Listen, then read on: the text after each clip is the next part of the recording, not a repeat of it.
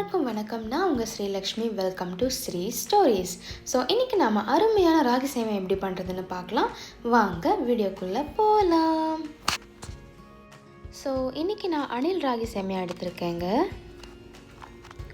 First idli பாத்திரத்தில் கொஞ்சம் தண்ணி பிடிச்சிக்கலாம். 2 இன்ச் தண்ணி பிடிச்சா போதுங்க. இப்போ நம்ம ஸ்டவ்வில் வச்சிடலாம்.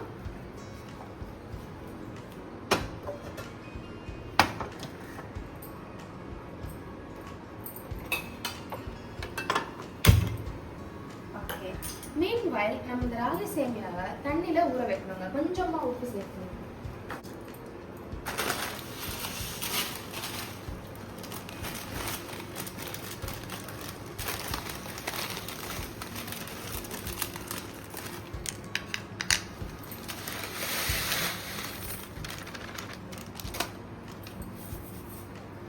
இதில் கொஞ்சம் தண்ணி, இது மூழ்கிற அளவுக்கு தண்ணி சேர்த்தா போதுங்க.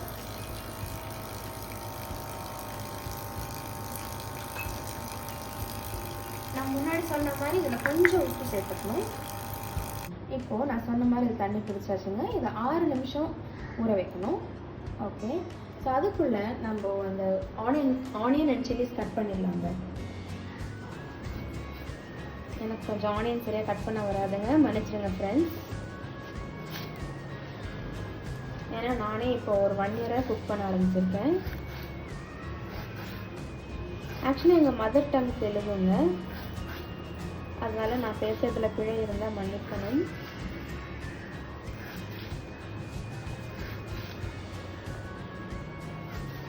நம்ம ஆனியன் வெட்டியாச்சுங்க. எப்படியோ நான் கஷ்டப்பட்டு வெட்டிட்டேன். இப்போது சில்லிஸ் கட் பண்ணிக்கலாம் துண்டு துண்டா.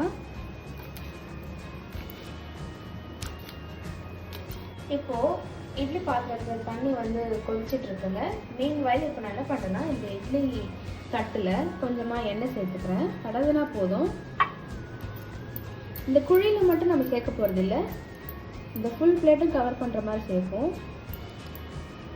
அதனால் எல்லா இடத்துலையும் ஈவனாக எண்ணெயை தடவிக்கலாம்.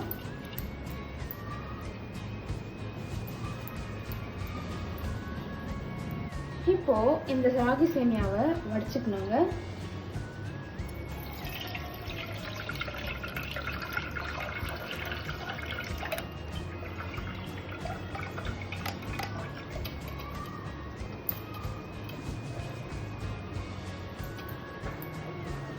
நானே பிகினர் தாங்க. நானே இதெல்லாம் போடுறேன்னா ஈஸியாக, பிகினர் கூட ஈஸியாக செய்யலாம், சமைக்கலாம் அப்படின்னு தான் நான் இதை போடுறேங்க.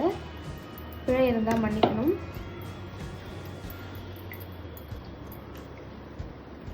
இது தண்ணி நல்லா வடியணுங்க.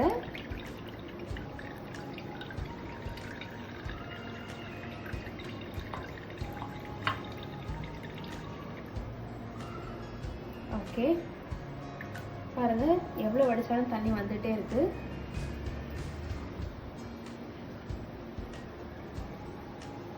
ஓகே, இப்போ வாங்க இந்த இட்லி தட்டை வந்து இட்லி பாத்திரத்தில் வைக்கலாம். பாருங்க, இப்போ இட்லி தட்டை வச்சு அது மேலே அந்த சேமியாவை போட்டாச்சுங்க. இப்போ நான் இதை மூட போகிறேன். பாத்திரத்தில் வந்து நம்ம வேக வச்சுட்டு இருக்கோம். அது 6 மினிட்ஸ் ஆகணும். அதுக்குள்ளே நம்ம வந்து இந்த பக்கம் தாளிச்சிடலாம். ஃபஸ்ட்டு பாத்திரம் சூடாகட்டும்.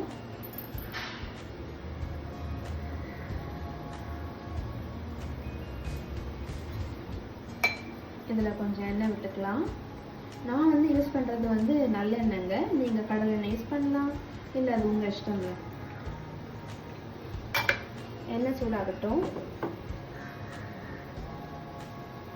இப்போ எண்ணெய் சூடாகிடுச்சு. இதில் நம்ம வேர்க்கடலை சேர்த்துக்கலாம். ஒரு பிடி சேர்த்தா போதுங்க, இது அவங்கவுங்க டேஸ்ட்டுக்கு பொறுத்து. ஆனால் இந்த டிஷ்ஷில் ஹைலைட்டே இந்த வேர்க்கடலை தாங்க. எங்கள் வீட்டில் எல்லாருக்குமே இந்த வேர்க்கடலை ரொம்ப பிடிக்கும், இதை போட்டு செய்கிறது.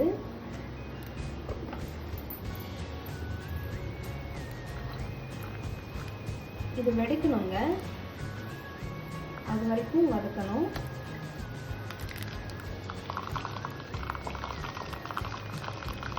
நல்லெண்ணெய் யூஸ் பண்ணதான் இந்த புகை வருதுங்க. மற்றபடி வந்து ரொம்ப ஹீட் ஆகிடுச்சுன்னு நான் நினச்சிக்க வேண்டாம். இப்போ வேர்க்கடலை நல்லா வெந்துருச்சுங்க. இதில் கொஞ்சம் ஆனியன் சில்லிஸ் ஆட் பண்ணி கட் பண்ணி வச்சோம்ல, அதை ஆட் பண்ணிக்கலாங்க.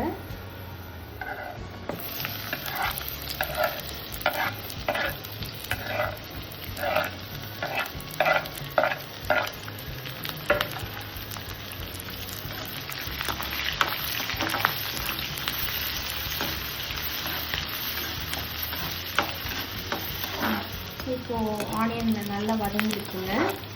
அதுக்குள்ளே அந்த சைடு சேமியா நம்ம இட்லி குக்கரில் வச்சுருக்கோம்ல அது வதங்கி இப்போ 6 மினிட்ஸ் மேலேயே ஆகிடுச்சுங்க. இட்லி பாத்திரத்தை ஓப்பன் பண்ணி பார்க்கலாம்.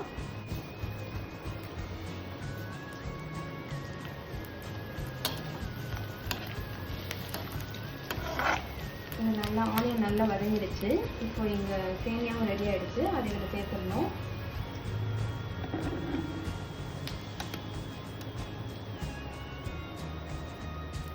இப்போது இதில் கொஞ்சம் உப்பு ஆட் பண்ணிக்கணுங்க.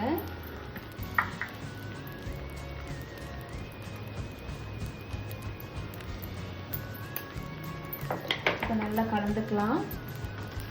ஸ்டவ் இன்னும் ஆனில் தான் அங்கே எடுத்து நான் ஆஃப் பண்ணலை.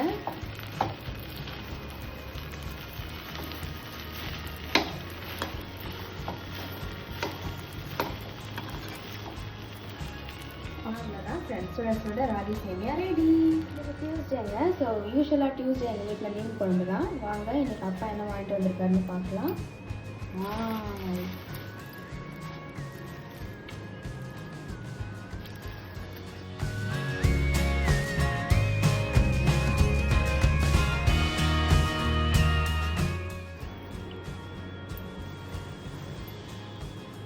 அவ்வளோதாங்க.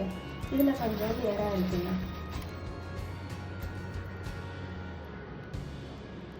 என்னங்க இந்த வீடியோ உங்களுக்கு பிடிச்சிருக்கா? லைக் பண்ணுங்கள், சப்ஸ்கிரைப் பண்ணுங்கள், கமெண்ட்ஸும் பாஸ் பண்ணுங்கள்.